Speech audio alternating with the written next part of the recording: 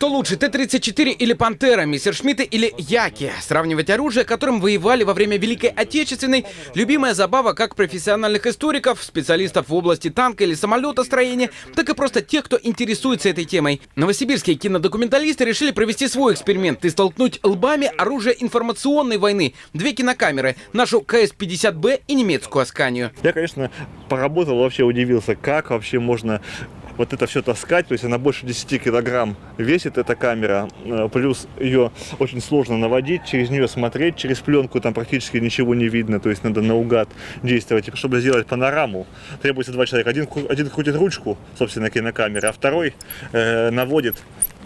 То есть с одной скоростью должен крутить, чтобы камера панорамировала. То есть как пушку наводят артиллерийское орудие. Тестировали камеры в условиях, приближенных к боевым. Во время майских праздников в Бердске представили масштабную реконструкцию одного из последних боев Великой Отечественной. При этом по обе стороны фронта, кроме солдат, действовали и кинооператоры. Советская КС-50, конечно, больше подходит для работы на переднем крае. Собственно, подобными камерами сделаны самые известные документальные кадры с фронта, например, штурм Рейхстага. Но работать с такой техникой сегодня в любом случае непросто. Недостаток этой камеры то, что здесь кассета помещалась, на кассету помещалось 30 метров, это 1 минута.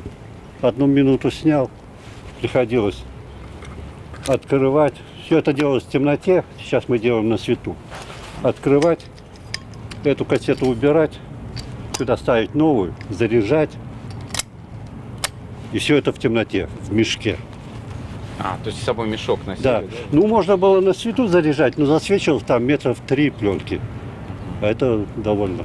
Два плана нужно было снять. Советские операторы часто работали парами, распределяя роли. Например, один снимал общие планы, другой детали. В германской же армии над получением качественных кадров трудились целые кинороты. Все-таки наши операторы, да, то есть советские были более героичные, потому что они лезли в самый эпицентр. То есть у немцев таких кадров нет, то есть чтобы снимали в самый эпицентр боя. И я думаю, что то есть у немцев это была больше парадная пропагандистская хроника, а у нас это больше жизнь была снята. Кстати, немецкая камера Аскания, сделанная в 30-х годах, копия французской Дебри. Да и наша, на самом деле, американская Аймо. Подобные модели в середине войны появились и у фашистских хроникеров, но на Асканию снимали и картины Лени Рифеншталь, и подписание акта о капитуляции Германии.